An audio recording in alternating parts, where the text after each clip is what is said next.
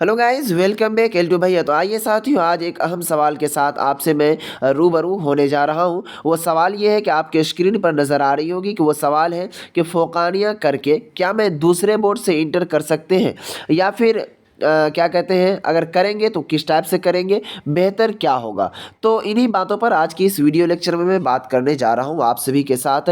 तो देखेंगे साथियों, एक स्टूडेंट है, मैं इंस्टाग्राम पर एसएमएस के, अगर आप भी चाहें कुछ सवालात पूछने के लिए तो इंस्टाग्राम का लिंक डिस्क्रिप्शन में, वहाँ से बिल्कुल आसानी से आप हमें सवाल पूछ सकते हैं, उनका जवाब देने की मैं कोशिश करूँगा। तो मैं सोचा कि जो स्टूडेंट ने सवाल किया है तो इनका क्यों ना मैं वीडियोज़ ही बनाकर डाल दूं, ताकि जिनको भी कन्फ्यूज़न होगा वो सभी दूर हो जाएगा। तो चलिए साथियों, वीडियो को बिला ताख़िर हम शुरू करते हैं। शुरू करने से पहले आपसे एक छोटा सा रिक्वेस्ट है, आप अपने इस छोटे से भाई के चैनल को अपनी प्यारी सी उंगलियों से ज़रूर सब्सक्राइब कर दें और प्यारी सी उंगलियों से ज़रूर वीडियो को लाइक कर दें, ताकि हमें मोटिवेट मिले और आगे की वीडियो बनाने में मदद मिले। चलिए साथियों, वीडियो को शुरू करते हैं।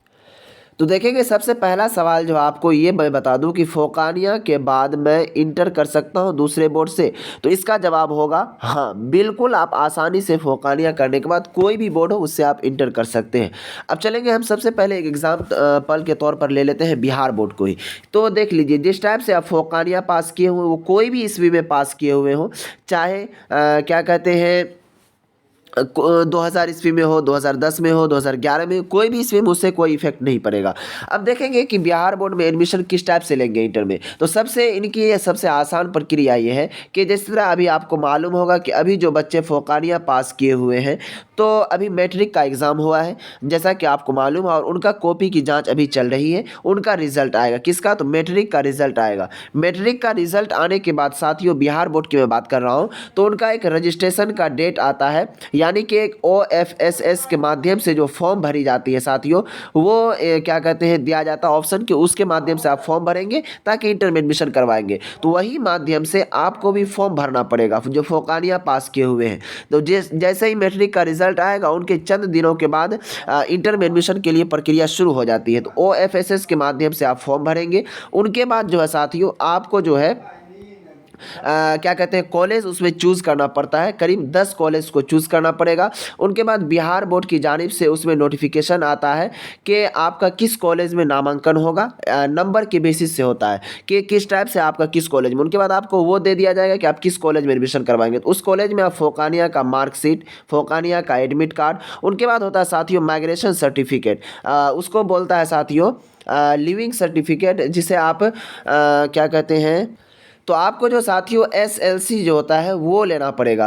तो इसमें होता है स्कूल लिविंग सर्टिफिकेट, तो मदरसा बोर्ड में बोला जाता है MLC सर्टिफिकेट, यानी कि मदरसा लिविंग सर्टिफिकेट, MLC होता है, इसे कहा जाता है। तो आपको जो साथियों ये लेना पड़ेगा MLC सर्टिफिकेट। आप जहाँ से फोकानिया का एग्ज़ाम पास किए होंगे वहाँ से ये सर्टिफिकेट लेंगे। उनके बाद बिल्कुल आसानी से आपका इंटर में एडमिशन हो जाएगा उस कॉलेज में जिस कॉलेज में आपको दिया जाएगा। अब चलेंगे, हम बात कर लेते हैं कि जो बच्चे मदरसा बोर्ड से तैयारी करते हैं वो थोड़ा सा कमज़ोर होते हैं मैथ वगैरह में, तो आपको डरने की कोशिश नहीं करना है। उसमें आपको चूज़ करने के लिए मिलेगा आर्ट्स, उसके बाद कॉमर्स, उसके बाद साइंस। ये 3 स्ट्रीम मिलते हैं बिहार बोर्ड में एडमिशन के लिए। तो आप जिस स्ट्रीम में चाहेंगे, आर्ट्स में तो आर्ट्स में ले सकते हैं, कॉमर्स से इंटर करना चाहेंगे तो कॉमर्स से इंटर कर सकते हैं, या फिर साइंस से इंटर करना चाहें तो वो साइंस से इंटर कर सकते हैं। अभी भी इस साल भी कुछ ऐसे स्टूडेंट थे जो हमारे क्या कहते हैं, जान पहचान के स्टूडेंट थे, वो भी इसी तरह फोकानिया पास करके साइंस से एग्ज़ाम दिया है इंटर का। अभी उनका रिज़ल्ट आया, बहुत बेहतर रिज़ल्ट लाया मेहनत करके। उनका किसी का 404 नंबर आया है तो किसी का 406 नंबर आया, वो भी बहुत अच्छे नंबर लाए हैं वो स्टूडेंट।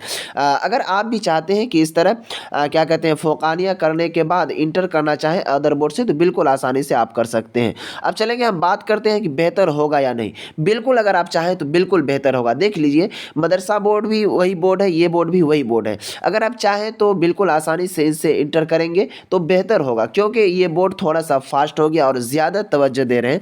क्योंकि अगर आप चाहें, देख लीजिए, अगर आप मौलवी करते हैं मदरसा बोर्ड से तो वो भी arts, science, commerce, Islamia 4 stream में कर सकते हैं, 2022 से दिया हुआ है। और इसमें अगर मान लीजिए आपका साइंस मजबूत नहीं है, कॉमर्स मजबूत नहीं है, तो बिल्कुल आसानी से बिहार बोर्ड से भी आप इससे कर सकते हैं और क्या कहते हैं आर्ट्स से इंटर। और देखेंगे इसमें आपको रुपया भी कम लगेगा, क्योंकि जो भी रुपया होता है आपको यहाँ से लेना पड़ता है। और देखिए जो भी बात होती है मैं हर वीडियोज़ में खुल के बताने की कोशिश करता हूँ। इसमें ज़्यादातर आपको आप समझ ले होंगे कि ज़्यादा मैं खुल के बताने की कोशिश नहीं करूँगा, क्योंकि ये खिलाफ हो जाता है कानून के। इसकी वजह से आप जानते होंगे कितना रुपया लिया जाता है, नहीं लिया जाता। बिहार बोर्ड में इस तरह नहीं होता। बिहार बोर्ड में आप जाएंगे वहाँ आपको हाथों हाथ रुपया लिया जाएगा, सारा चीज़ भी दिया जाता है। जी हाँ साथियों, ये कन्फ्यूज़न आप सभी का था, इसलिए जहाँ तक मुझे उम्मीद है कि कन्फ्यूज़न दूर हो गया होगा कि फ़ोकानिया करने के बाद आप अदर बोर्ड से भी आप इंटर कर सकते हैं। जी हाँ साथियों, फिर मिलेंगे अगली वीडियो में अगले टॉपिक के साथ।